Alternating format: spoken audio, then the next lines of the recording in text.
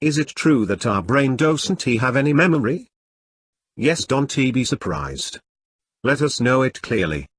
For example, blood is not manufactured, not filtered and even not stored in the heart. Heart just pumps the blood. Like how heart acts as a junction to arteries and veins, in the same way brain also acts as an information carrier to the three nadi systems Ida, Pingala and Sushumna. How a baby is born out of cloning process. Let us know it clearly through the following example. For cloning process, an ovum from a healthy female is taken. Then nucleus is removed from that ovum. Due to the removal of nucleus, the characteristics, DNA, genetic structure, of the female are completely wiped out. Now a skin cell is taken from a male or female to whom the baby is going to be in resemblance with. Then nucleus is taken out of that skin cell. Nucleus contains the DNA which determines the characteristics of that person. Under the laboratory environment, this nucleus is introduced into the ovum. So, donor's genetic code enters the ovum.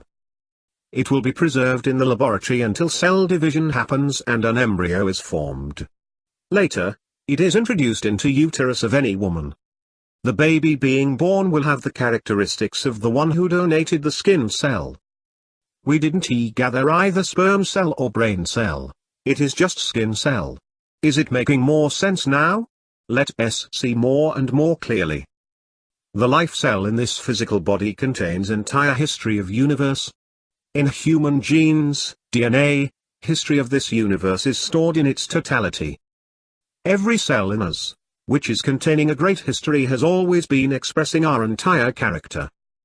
We know very little about a cell like this, but about us, each cell among billions of cells in our body knows very clearly. Whatever we are talking, thinking, eating, our living standards etc. whole information is known by our cells. They respond according to that information only.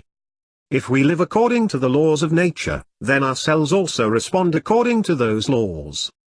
If lived contrary to the laws of nature, then our cells also respond against the laws of nature.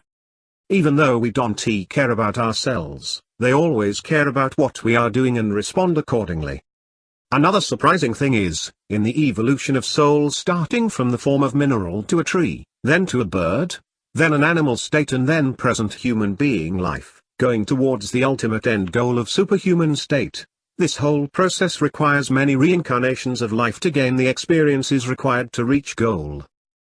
In the same way, every cell in our body starting from just a normal physical cell tries to reach its highest state of nadi cell to fulfill this birth. In this universe, as evolution has always been strategic to everything, considering this, we need to act according to the law of nature which is our responsibility. Hope you understood by now.